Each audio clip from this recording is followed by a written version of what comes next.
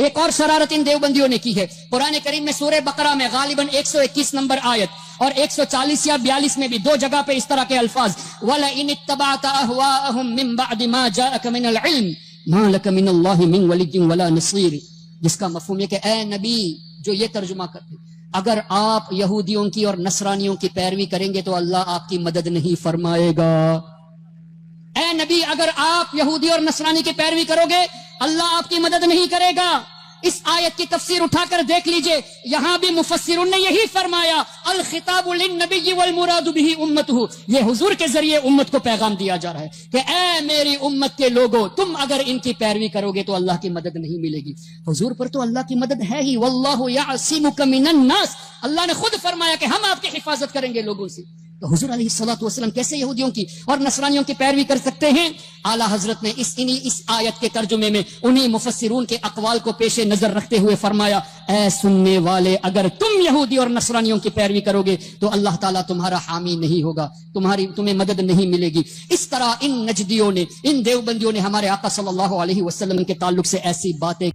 بار شریعت کے اندر سٹارٹنگ میں انہوں نے لکھا ہے کہ قرآن حکیم میں جن آیات کے اندر اللہ تعالیٰ نے انبیاء کرام علیہ السلام کے اوپر گرفت کی ہے نا، ایسی آیات کی صرف آپ عربی پڑھیں گے ان کا درس دینا بھی حرام ہے. یعنی وہ بتانا چاہ رہے ہیں قرآن پڑھنا ہی حرام ہے.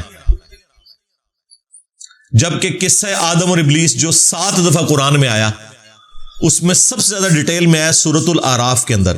اس میں اللہ تعالیٰ نے فرمایا کہ ہم نے قصہ آدم اور ابلیس اے اولاد آدم تم سے اس لیے بیان کیا کہ جس طرح تمہارے ماں باپ کو شیطان نے ورگلا دیا تھا کہیں تمہیں نہ بہکا دے. اللہ تعالیٰ تو کہہ رہا ہے یہ واقعات میں اس لیے بیان کر رہا ہوں کہ ان سے عبرت حاصل کرنی ہے، اور یہ کہتے ہیں ان کا درس دینا ہی حرام ہے. تو آگے انہوں نے قرآن کہاں سے پڑھنا ہے؟ اور پھر کہانیاں بنائی ہوئی ہیں. وہ جی ایک دفعہ ایک وہابی کا اور ایک بریلوی کا مناظرہ ہو گیا. اچھا جی کیا ہوا؟ پھر وہ کہتا ہے جی وہابی پوری رات جو ہے نا وہ نبی علیہ السلام کی تنقیص والی آیات تلاش کرتا رہا، اور لعنت ہے تیرے عقیدے کے اوپر اگر تیرا یہ عقیدہ ہے کہ قرآن میں کوئی آیت ایسی ہے جس میں نبی کی تنقیص ہوئی ہے. ڈوب مر کہ تجھے یہ پتہ ہی نہیں ہے کہ قرآن جو ہے وہ اللہ کا فرمان ہے اپنی مخلوق کی طرف، نہ کہ پیرلل میں کوئی پیغمبر منی گاڈ ہے کہ جس کی طرف یہ پیغام آیا ہے. وہ اسے تنقید سمجھتے ہیں، یعنی اللہ ان سے پوچھ کے بات کرے گا، اپنے پیغمبر سے کرے گا. تو اور جو بریلوی تھا وہ پوری رات جو ہے وہ نبی علیہ السلام کی شان تلاش کرتا رہا. بھئی نبی علیہ السلام کی شان سے کسے انکار ہے؟ کوئی مسلمان جان بوجھ کے گستاخ رسول ہو سکتا ہے؟ چشتی رسول اللہ پارٹی ہاں بولا گا تو سمجھ آئے گا، کہنا نہیں ساڑھے بابے کس طرح گستاخ ہو سکتے ہیں. ہاں تھانوی رسول اللہ کل تک غلط سی، چشتی رسول اللہ کل تک ٹھیک سی، آج غلط ہو گیا میری وجہ نال. اوے پے گیا جی تھوڑے بابے نو، اوے پے گیا جی وہ تک کلپ، اوے پے گیا جی تھوڑے پیواں پیراں نو سر نکلو باہر. اسی پھر بھی نوکری ادا کردے پئے، اسی پھر بھی نوکری ادا کردے پئے. اوے مرزے دیکھ رہا تھوڑے پیو نے کرنی جانے، نکلو باہر. سٹیج پر بیٹھنے والے ہاتھ کھڑا کر کے بتائیں، مجھے بتائیں یہ کام ٹھیک ہے کہ نہیں؟ تماشا کرتے ہو، پھر کہتے ہیں مسلک کا کام نہیں ہوتا، مسلک والوں کو تم خود رگڑتے ہو. اور جو تواڈے پیواں نو پے گیا ہوں تسی چوپ بیٹھے ہو، ہاں نکلو باہر. پے گیا، بالکل پے گیا میں. تھوڑی بادشاہی کیتی ہے تساں یار.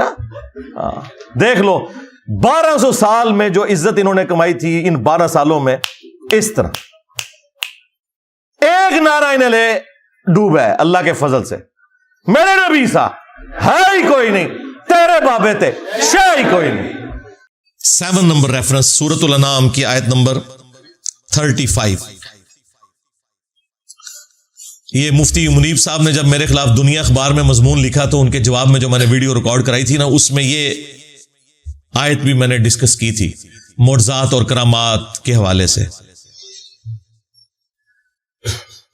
نبی علیہ السلام کو اس بات کا قلق تھا کہ اللہ تعالیٰ ان کا منہ مانگا معجزہ دکھا کیوں نہیں دیتا کہ یہ مان لیں. لیکن اللہ تعالیٰ کو تو پتا تھا کہ اے نبی تیرے ماننے والے بھی قرآن بخاری مسلم دیکھ کے تیری بات نہیں مانیں گے، تو کافر تشائی کوئی نہیں. جو تجھے پیغمبر مانیں گے وہ تیری تعلیمات پر عمل کرنے کے لیے تیار نہیں ہوں گے، تو یہ تو ہے ہی کافر ہے. ان کو میں اگر منہ مانگا معجزہ دکھا بھی دوں نا، انہوں نے اس میں سے کوئی اور چیز نکال لینی ہے. ہاں انہوں نے کہا آسمان سے کتاب لے کے نازل ہو. اللہ تعالیٰ نے سورۃ الحجر میں، سورۃ الانعام میں فرمایا کہ اگر ہم آسمان سے کوئی ایسی کتاب نازل کر لیں جو ان کے سامنے اترے، یہ اسے اپنے ہاتھوں سے چھو بھی لیں، پڑھ بھی لیں، تب بھی یہ کہیں گے ہماری آنکھوں پہ جادو ہو گیا ہے، اصل ہی نازل نہیں ہوئی. دیکھو ان کے کرو گے ہر چیز کا کوئی نہ کوئی الٹا جواب. پھر سورۃ الانعام میں جس شان سے آئی ہے نا بات، وَلَوْ أَنَّنَا نَزَّلْنَا عَلَيْهِمُ الْمَلَائِكَةَ، اگر ان پر فرشتے بھی نازل ہو جائیں، مردے بھی قبروں سے نکل کے ان سے باتیں کرنا شروع کر دیں، اور قیامت کے دن جو کچھ ہونا ہے دنیا میں انہیں دکھا دیا جائے، تب بھی ایمان نہیں لے کے آئیں گے. کیونکہ گیر الٹا لگ گیا ہوا ان کا، انہوں نے بات ماننی نہیں ہے. تو یہ وہ آیت آ رہی ہے، نبی علیہ السلام کو تسلی دی جا رہی ہے کہ اے نبی ہمیں پتا ہے کہ آپ کا دل دکھتا ہے اس بات سے، اور آپ کو بھی کبھی خیال آتا ہے اس حوالے سے کہ اللہ تعالیٰ معجزات دکھا کیوں نہیں دیتا. اب اس کے جواب میں کتنا سخت انداز ہے، لیکن یہ سمجھانے کے لیے. وَإِن كَانَ كَبُرَ عَلَيْكَ إِعْرَاضُهُمْ، اے نبی اگر آپ کو ان کا حق سے روگردانی کرنا اتنا ہی برا لگتا ہے کہ یہ کافر ایمان کیوں نہیں لاتے، آپ کو اس چیز کی اتنی ٹینشن ہو گئی ہے. اس سے پہلے اللہ تعالیٰ نے پچھلی آیات میں یہ بھی فرمایا کہ یہ آپ کا انکار نہیں کر رہی تو اللہ کا انکار کر رہے ہیں. اگر میں نے انہیں ریلیکس کیا اس مسئلے میں تو آپ اتنی ٹینشن نہ لیں. اگر آپ کو پھر بھی ان کا اعراض کرنا اتنا گراں گزرتا ہے، فَإِنِ اسْتَطَعْتَ أَن تَبْتَغِيَ نَفَقًا فِي الْأَرْضِ، تو اگر آپ سے ہو سکتا ہے تو زمین میں کوئی سرنگ بنا لیں، أَوْ سُلَّمًا فِي السَّمَاءِ، یا آسمان میں کوئی سیڑھی لگا لیں، فَتَأْتِيَهُمْ بِآيَةٍ، اور آپ کوئی اپنی طرف سے معجزہ لا کے دکھا سکتے ہیں تو دکھا دیں. زمین کی گہرائیوں سے کوئی معجزہ نکال کے بتا دیں، یا آسمان پہ چڑھ کے کوئی معجزہ دکھا سکتے ہیں تو آپ دکھا دیں. تو ظاہر نبی علیہ السلام نے کہاں سے دکھانا تھا؟ اللہ کی مرضی کے بغیر تو کچھ نہیں ہو سکتا.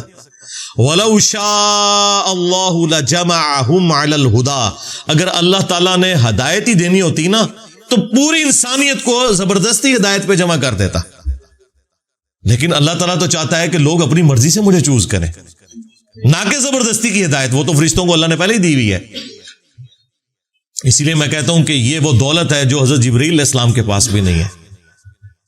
جبرائیل علیہ السلام نے اللہ کی مرضی سے اللہ کو مانا، اور آپ اور میں اپنی مرضی سے اللہ کو مانتے ہیں.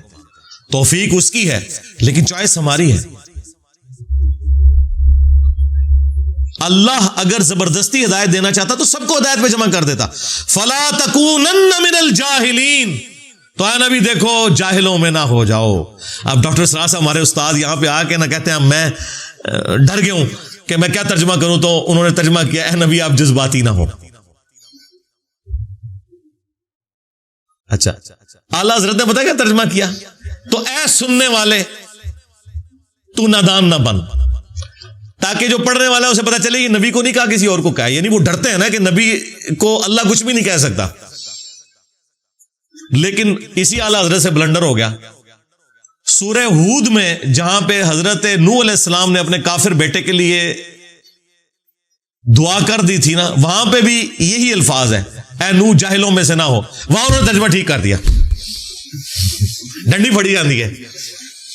جس طرح شاہداً و مبشراً و نذیرا کا ترجمہ اعلیٰ حضرت نے کیا حاضر و ناظر، لیکن سورہ البقرہ کی آیت نمبر 143 میں وہاں پہ آ گیا تھا کہ یہ امت اگلی امتوں پہ حاضر و ناظر ہے اور نبی اس امت پہ حاضر و ناظر ہے. وہاں انہوں نے ترجمہ صحیح کر دیا کہ یہ امت اگلی امتوں پر گواہ ہے، یعنی قرآن کی وجہ سے، اور نبی اس امت پر گواہ ہے. وہاں ترجمہ ٹھیک کر دیا، ورنہ پوری امت کو حاضر و ناظر ماننا پڑنا تھا. اس لیے میں کہتا ہوں قرآن میں جہاں کوئی ڈنڈی مارتا ہے وہ پکڑی جاتی ہے. لہٰذا یہ کسی پہ پابندی نہ لگائیں کہ فلاں کا ترجمہ پڑھو فلاں کا نہ پڑھو. قرآن آپ ٹوٹیلٹی میں پڑھیں گے نا، اللہ تعالیٰ آپ کو کان سے پکڑ کے خود ہدایت کے راستے پہ چلا دے گا. الحمدللہ. 8واں ریفرنس میرے نزدیک قرآن حکیم میں اس سے زیادہ سخت آیات کوئی نہیں ہے. یہ جو اب میں نے، اس لیے میں نے اس کو 8ویں نمبر پہ رکھا تھا. یہاں تک پہنچتے پہنچتے تھوڑا آپ کا ذہن بن جائے، اب آپ کو یہ ہضم ہو جائیں گی آیات. اور یہ آیات میں نے اپنے درجنوں لیکچرز میں کور کی ہیں. سورہ بنی اسرائیل کی آیت نمبر 73 سے 75 تک. عصمت انبیاء کا جو عقیدہ ہے، مسئلہ نمبر 88A اور B میں نے ریکارڈ کروایا تھا آلموسٹ آج سے 10 سال پہلے. اس کے بعد بھی میری ایک ویڈیو ریکارڈ ہوئی تھی، انبیاء گناہ نہیں کرتے. اس میں بھی میں نے ان آیات کو کور کیا. مختلف مقامات کے اوپر میں نے ان آیات کو کور کیا ہے. وَإِن كَادُوا لَيَفْتِنُونَكَ عَنِ الَّذِي أَوْحَيْنَا إِلَيْكَ. اور اے نبی کہ یہ لوگ تو تلے ہوئے ہیں اس بات کے اوپر کہ آپ کو ہٹا دیں اس وحی سے جو ہم نے آپ کی طرف کی ہے. یعنی کافر تلے ہوئے ہیں کہ آپ کو مجبور کر دیں کہ آپ اس وحی سے ہٹ جائیں جو ہم نے آپ کی طرف کی ہے. لِتَفْتَرِيَ عَلَيْنَا غَيْرَهُ. تاکہ آپ ہماری طرف کوئی ایسی بات منسوب کر دیں جو ہم نے وہی نہیں کی, وہی کمپرومائز کر لیں. جو سٹارٹ میں نے آیت سورہ یونس کی کوٹ کی تھی نا کہ اے نبی اس قرآن کو بدل دو یا کوئی اور قرآن لے کے آؤ, تو اے نبی یہ تلے میں کہ یہ قرآن میں کوئی آپ سے تبدیلی کروا لیں, کوئی کمپرومائز کر لیں, کوئی دو چار گلاں تو اڑیاں منیاں جان, کوئی دو چار ساڑیاں منیاں جان, کوئی درمیان کا راستہ نکل آئے. یہ دنیا میں تو پولیٹیشنز کر سکتے ہیں, اللہ کا پیغمبر یہ کام نہیں کر سکتا. یہ تلے ہوئے تھے کہ آپ کو ہٹا دیں اس وحی سے تاکہ آپ اپنی مرضی سے کوئی بات ہماری طرف منسوب کر دیں. وَإِذًا لَاتَّخَذُوكَ خَلِيلًا. اور اگر ایسا ہو جائے تو پھر یہ آپ کو اپنا دوست بنا لیں گے. یہ مولوی بھی ہمیں اپنا دوست ماننے کے لیے تیار ہو جائیں گے اگر ہم قرآن و سنت کو چھوڑ کے ان کے بابوں کو مان لیں. بس ان کی ایک ہی ڈیمانڈ ہے کہ نبی کو چھوڑ دو, ہمارے بابوں کے پیچھے چلو. اور نبی سے ان کی یہ ڈیمانڈ تھی کہ تم ہماری بات مان لو جو اللہ تعالیٰ اتنی سخت. آپ پتہ قرآن تو سیدھی سیدھی بات کرتا ہے, قرآن میں تو کوئی جھول ہی نہیں ہے. قرآن جو بندہ پہلی بار پڑھتا ہے وہ کہتا ہے پتہ یہ کتاب کون سی ہے. پھر تو ماں باپ نے تعارف ہی کوئی اور کرایا تھا کہ اللہ تعالیٰ کو ایک بوڑھی نانی ہے, میں شغل لایا اینڈ تے سارے نو معاف کر دینا ہے. ہاں یہ تو قرآن پڑھو تو پتہ لگتا ہے. یہ جی قرآن رحمت ہی رحمت ہے. وہ تو قرآن جو ہے جملہ بولے سمجھ لو نے قرآن کو نیچے پڑھیا ہے. قرآن نہ تمہارے ماں باپ نے پڑھا نہ تمہارے آباء و اجداد نے. اور کانفیڈنس لیول جی اسی تے آج تک گل سنی نہیں. یہ پتہ نہیں کتوں آیتاں کڈیاں نے جناب, اتوں ہی کڈیاں جتوں آئیاں نے, یہ مکے مدینے تو آئیاں نے. تو یہ آپ کو اپنا دوست بنا لیں. وَلَوْلَا أَن ثَبَّتْنَاكَ. اور اے نبی اگر ہم آپ کو ثابت قدم نہ رکھتے, لَقَدْ كِدْتَ تَرْكَنُ إِلَيْهِمْ شَيْئًا قَلِيلًا. تو بے شک آپ بھی تھوڑا بہت ان کی طرف جھک ہی جاتے اگر ہم آپ کو نہ تھام لیتے. جی یوسف علیہ السلام کے لیے نہیں آیا کہ اس عورت نے یوسف کا قصد کیا, یوسف بھی کر لیتا اگر اپنے رب کی برہان نہ دیکھتا, کر لیتا یوسف بھی. اللہ نے بچا لیا کیونکہ وہ اللہ کے مخلص بندے تھے, چنے ہوئے. ہم مخلص بننے کی کوشش کرتے ہیں, یعنی اپنا اخلاص اللہ کے لیے شو کرتے ہیں. انبیاء مخلص ہوتے ہیں زبر کے ساتھ, چنے ہوئے.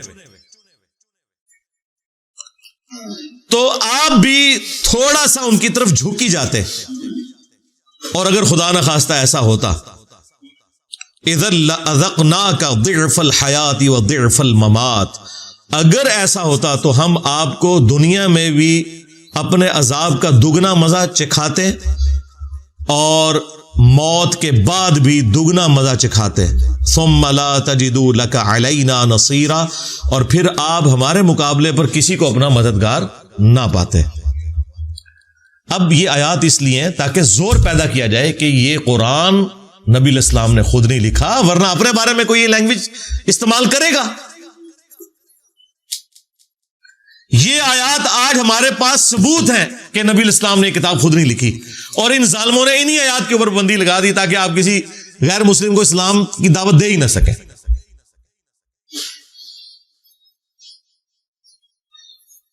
اور ان کے بابے بھی بچتے ہیں نا, کیونکہ بابے تو قرآن و سنت کے مطابق چلتے ہی کوئی نہیں ہے.